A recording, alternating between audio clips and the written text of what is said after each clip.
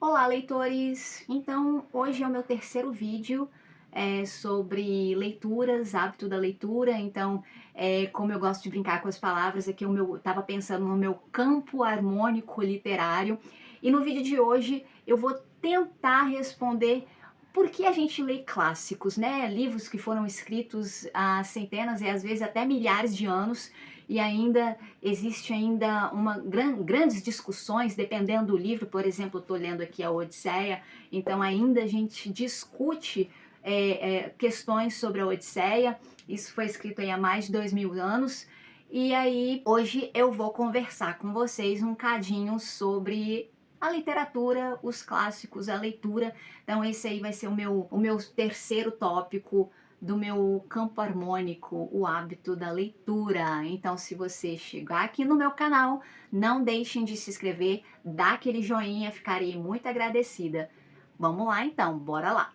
Então, pessoal, bora lá. Ó, por que você ainda lê clássicos? Porque você tem a necessidade de ler clássicos, você gosta de ler clássicos, Livros Miseráveis, Victor Hugo, Corcunda de Notre Dame, você gosta de ler a Odisseia, Dostoiévski? Deixa aí nos comentários, tá ok? Como que foi a sua experiência lendo um clássico pela primeira vez? Machado de Assis? Bom, eu tenho pensado muito nessa questão e escrever um pouquinho sobre isso para aproveitar aqui para conseguir fazer o meu vídeo. Então eu escrevi primeiro algumas coisinhas ao longo da semana e vou compartilhar aqui com vocês. Como eu havia dito aí no início do vídeo, para que a gente vai ler algo que foi escrito há milhares de anos, né? Sendo que hoje em dia, como a gente vive e nos comunicamos aí com uma certa rapidez, a gente faz tudo muito rápido, temos toda a informação que a gente quiser na palma da nossa mão. Então aí fica a pergunta, por que ainda abrir um livro e ler, por exemplo, a Odisseia? Eu acho que a resposta está justamente no ser humano. Aí agora vem a minha pitada de filosofia.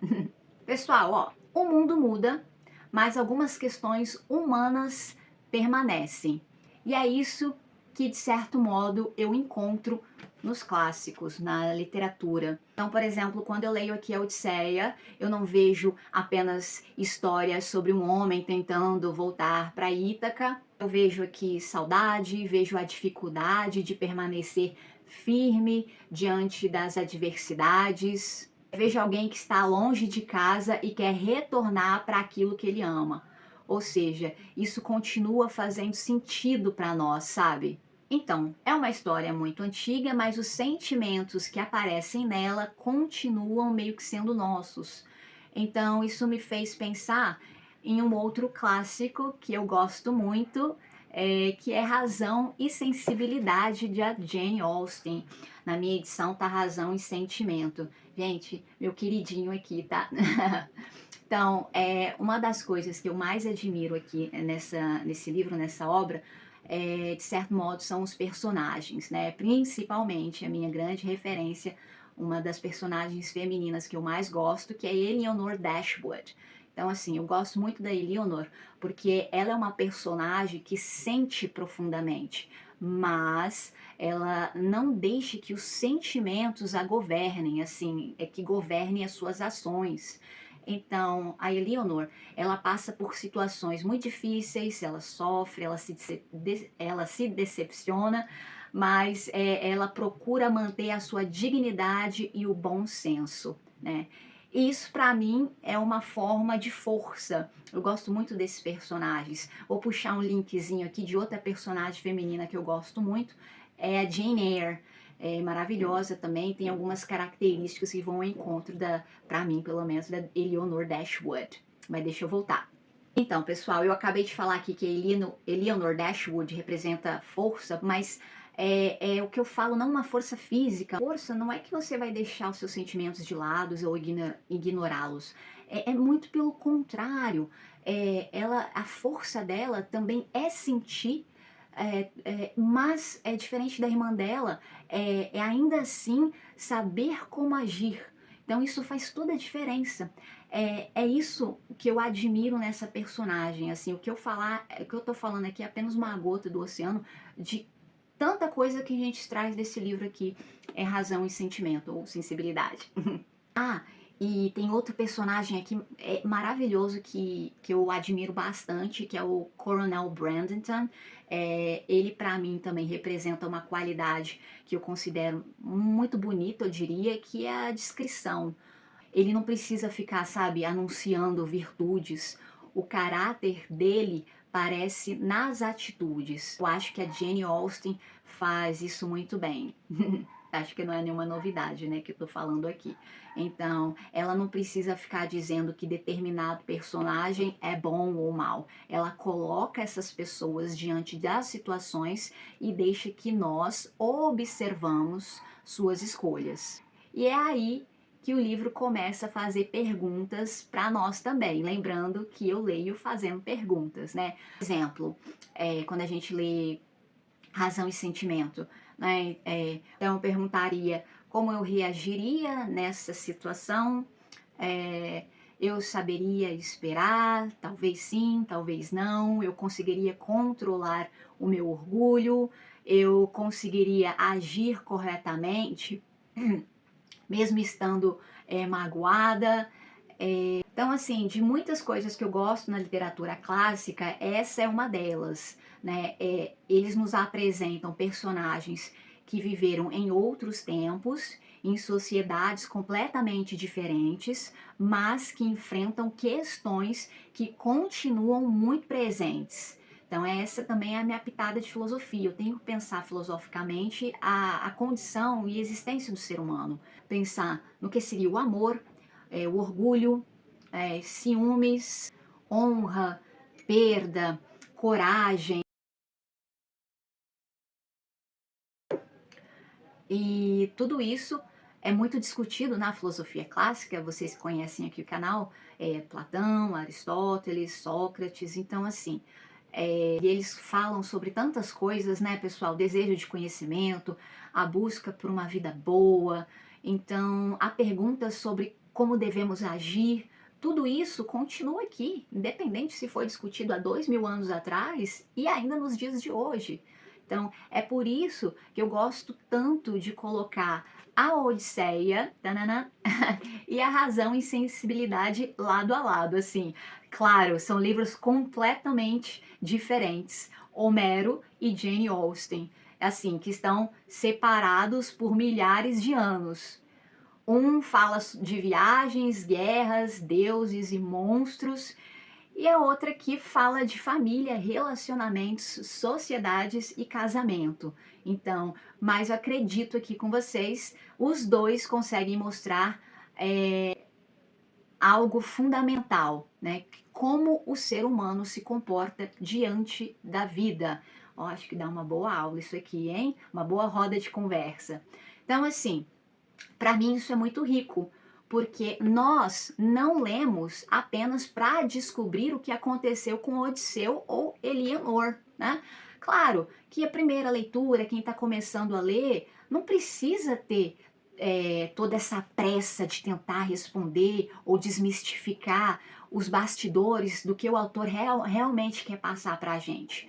E que eu falei no meu primeiro vídeo, no hábito da leitura, gente, comece devagar, comece com algo que vocês gostem mais, para exercitando aí essa musculatura, para quando a gente chegar, por exemplo, para ler um livro talvez mais robusto, eu já esteja pensando melhor e fazendo perguntas mais pertinentes. Mas deixa eu voltar. Falei aí que a gente não lê para saber o que aconteceu com Eleonora ou o Odisseu, mas a gente lê porque a gente começa a pensar, né? O que eu faria? Opa, eu faria assim? Eu faria diferente? Que tipo de pessoa eu seria nessa situação? Que virtudes eu tenho? O que ainda preciso aprender? Então, pessoal, eu acho que essa é uma das grandes razões pelas quais os clássicos continuam tão importantes. Eles não servem apenas para conhecermos o passado, mas eles nos ajudam a compreender o presente. E, sobretudo, eles nos ajudam a compreender o ser humano. Então, eu comecei essa sequência de vídeos falando sobre o hábito da leitura. Depois, eu falei sobre a leitura, que é um exercício para o pensamento.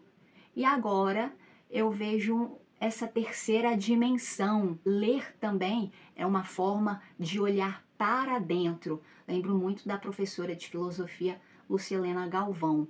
Então ela tem muito essa questão de a gente saber olhar para dentro. Porque quando você encontra uma personagem como a Eleanor Dashwood, você admira a maneira como ela enfrenta as dificuldades. Você começa a pensar sobre a própria maneira de enfrentar as suas dificuldades. Quando você acompanha o Odisseu tentando voltar para casa, você pensa sobre perseverança, sobre fidelidade, sobre aquilo que realmente importa. Então, a literatura nos apresenta outras vidas, mas também nos devolve para a nossa própria vida um olhar diferente. Por isso que eu continuo aqui lendo os clássicos, me aventurando na literatura. Assim, lá, claro, eu gosto de livros contemporâneos também, mas geralmente eu tento ter um cantinho aqui para a literatura clássica, porque não apenas, eles foram escritos há milhares de anos, mas porque eles continuam dizendo sempre alguma coisa sobre nós, né? Então, as épocas mudam, a tecnologia avança, as roupas mudam, tudo muda praticamente, a sociedade muda, os costumes, os hábitos mudam muito rapidamente, mas voltando aí à linha de raciocínio, a gente continua tendo esperança, sofrendo, perdoando, desejando e tentando descobrir como viver bem. E é por isso que depois de tantos séculos eu ainda consigo abrir aqui o livro de Homero e encontrar alguma coisa de certo modo que eu possa melhorar em mim mesma. Então, posso abrir Jane Austen. Aliás, eu acho que vou fazer uma terceira. Eu já li esse livro 3 vezes, tá, gente? Tanto que eu gosto. E posso ler novamente Razão e Sensibilidade e admirar a personagem Eleanor Dashwood e o Coronel Brandon. Então, quando eu fecho um livro assim tão bom, eu fico pensando, opa, eu também quero aprender a ser uma pessoa mais ou menos dessa maneira, né? Então, boas referências, precisamos sempre de boas referências. E aí, finalizando, pessoal, acho que essa é uma das melhores coisas que a literatura pode fazer por nós, né? Não apenas assim nos fazer conhecer histórias, que é bem legal também, mas nos ajudar a pensar, compreender e formar o nosso próprio caráter. É claro que a filosofia também nos ajuda como uma lanterna aí para guiar os caminhos que estão meio escuros.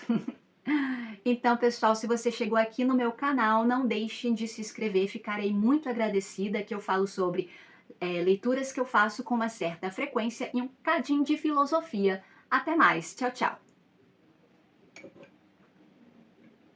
Tá quente, hein?